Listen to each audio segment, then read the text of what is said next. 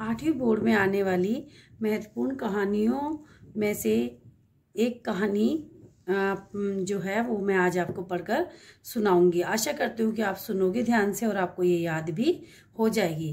पाठ द्वितीय। बिलस्य वाणी न कदापि मैं श्रुत्वा। बिल गुफा की वाणी मैंने कभी भी नहीं सुनी। कथा का सार है, किसी वन में खननखर नामक एक शेर रहता था। एक बार वह इधर उधर घूमता रहा, किंतु उसे भोजन के योग्य कोई भी जीव नहीं मिला।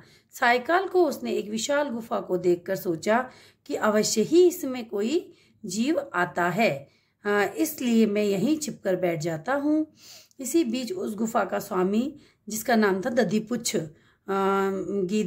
नामक गीदड़, जब वहां से आया तो उसने गुफा के अंदर जाते हुए शेर के पैरों के चिन्ह देखे तो बाहर नहीं आ रहे थे।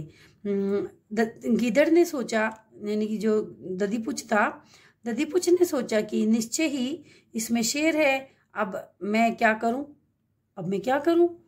बस एक उपाय सोचकर दूर से ही बोलने लगा, हे गुफा, क्या तुम्हें याद नहीं है कि मेरी तुम्हारे साथ यह शर्त थी कि जब मैं बाहर से वापस आऊंगा तब तुम मुझे आवाज देकर बुलाओगी। यदि तुम नहीं बुलाती हो तो मैं दूसरी तरफ गुफा में चला जाऊंगा। गिद्दड़ की आवाज सुनकर शेर ने सोचा कि अवश्य ही गुफा अपने स्वामी को बुलाती है, किंतु मेरे भय से ये कुछ भी नहीं बोल पा रही है, इसीलिए मैं इसे बुलाता हूँ, जिससे गुफा के अंदर आने पर मेरा आहार बनेगा।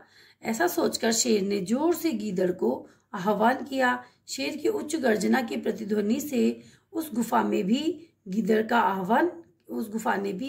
आह्वान किया। इससे अन्य पशु भी भयभीत हो गए और गीदड़ भी वहां से दूर भाग गया। यह श्लोक पढ़ने लगा, दूर भाग गया और फिर भागते भागते वो ये श्लोक पढ़ने लगा, जो आने वाले कष्ट का निराकरण कर लेता है वही सकुशल होता है, और जो आने वाले कष्ट का निराकरण नहीं करता है वह चिंतनीय होता है। इसी वन में रहते हुए मेरा बुढ़ापा आ गया, किंतु मैंने कभी भी गुफा की वाणी नहीं सुनी।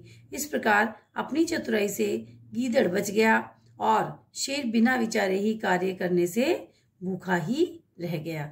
धन्यवाद दोस्तों, मैंने आपको ये कहानी समझाई, वो सुनाई है, पढ़ के बहुत अच्छे से सुनाई है।